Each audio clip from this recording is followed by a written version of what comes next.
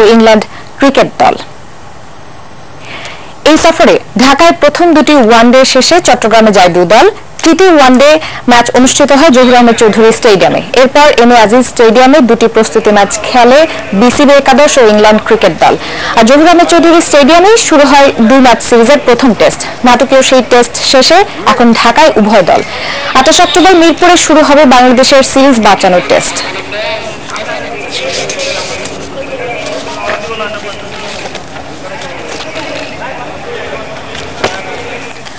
Bangladesh test দলে প্রথমবারের মতো সুযোগ পেয়েছেন মোসাদ্দেক হোসেন সৈকত ও শুভাশিস রায়। সেরা একাদশে জায়গা হলে যে কোনো পজিশনে ব্যাট করতে প্রস্তুত বলে জানান সৈকত। আর ঘরোয়া লিগে ভালো খেলার দলে প্রথমবারের মতো সুযোগ এসেছে বলে জানান শুভাশিস রায়।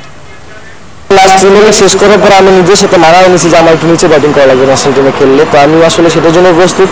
আমি এখন যে কোনো পজিশনে ব্যাটিং করার জন্য রেডি আছি, সেটা একদম নিচে হোক সেটা উপরে হোক। টার্গেটটা হলো যে ওরকম বড় কিছু টার্গেট নয়, টার্গেটটা হলো যে নিজের খেলাটা খেলা। এটা তো টেস্ট খেলা, এখানে বলতে পারবো না যে ম্যাচ জিতে দিবে বা এরকম কিছু। এখানে আমার টার্গেটটা থাকবে যে আমি যেমন ব্যাটিং করি ওই ব্যাটিংটা করা। ক্যাম্পে গিয়ে ম্যাচ খেলছি, ভালো করছি, হয়তো আর কত দুই বছর আমি ঘরে গিয়ে ভালো করছি, হয়তো এই কারণেই টিম ম্যানেজমেন্ট এবং ক্যাপ্টেন এবং সবাই মিলে ডিসিশনে আমাকে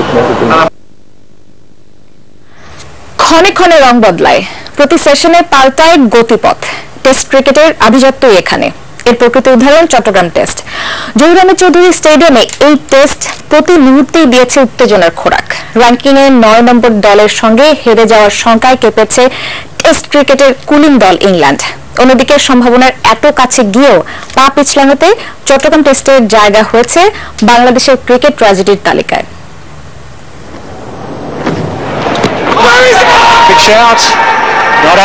টেস্ট ক্রিকেটে তীরে এসে তরি ডুবিয়েছে কোন দল? সবার আগে উঠে আসবে অস্ট্রেলিয়ার নাম। 1993 সালে অ্যাডিলেড টেস্ট ক্রিকেট ইতিহাসের সবচেয়ে বড় অঘটনের টেস্ট ছিল সেটি, যে ম্যাচের দুঃসহ স্মৃতি এখনো তাড়িয়ে বেড়ায় অস্ট্রেলিয়াকে। টার্গেট রান কিংবা হাতের উইকেট সবকিছু অনুকূলে থাকার পরও ডেভিড বুন, স্টিভ ওয়াদের 1 রানে হার মানতে হয় রিচি রিচার্ডসনের ওয়েস্ট ইন্ডিজের কাছে।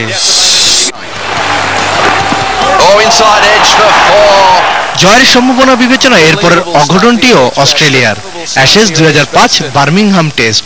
ক্যাসপ্রোভিজের গ্লাভসে লেগে বল সাইমন জোন্সের হাতে। ইংলিশ শিবিরে উন্মাদ উল্লাস। ক্রিকেটীয় শিষ্টাচারে অ্যান্ড্রু ফ্লিনটফ সান্ত্বনা জানাতে এগিয়ে এলেন 2 রানের আক্ষেপে পড়া ব্রেটলির কাছে। টেস্ট পরিবারে সর্বকনিষ্ঠ বাংলাদেশেরও আছে আফসোস করার মতো স্মৃতি। 2003-এর মুলতান টেস্ট। ইনজামামুল হকের বীরত্বগাথায় মাত্র 1 উইকেটে হেরে যায় খালেদ মাহমুদ সুজনের দল। আর তারপর এই চট্টগ্রাম টেস্ট। নিজেদের লাকি ভেন্যুর এই ট্র্যাজেডিতে হতাশায় বিচূর্ণ সাব্বির বসেই পড়লেন ক্রিজে। চতুর্থ দিন দুপুর থেকে যে ভার বইছিলেন সেটি ধূস্য হয়ে গেল তাইজুলের আউটে।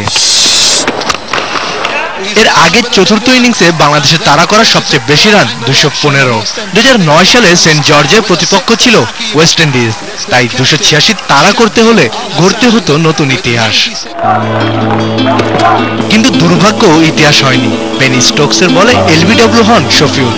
যদিও বলের ইম্প্যাক্ট ছিল অনেক বাইরে, রিভিউর সিদ্ধান্তেও যেন হারের নিয়তি বদলাতে পারল না বাংলাদেশ।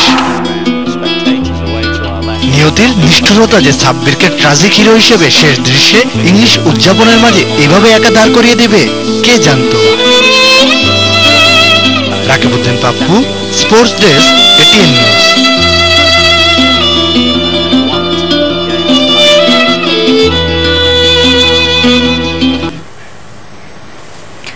আবুধাবি টেস্টে ওয়েস্ট ইন্ডিজকে 133 রানে হারিয়েছে পাকিস্তান। 456 রানের জয়ের টার্গেটে খেলতে নেমে 322 রানে থামে ওয়েস্ট ইন্ডিজের ইনিংস। এই জয়ে 1 ম্যাচ বাকি।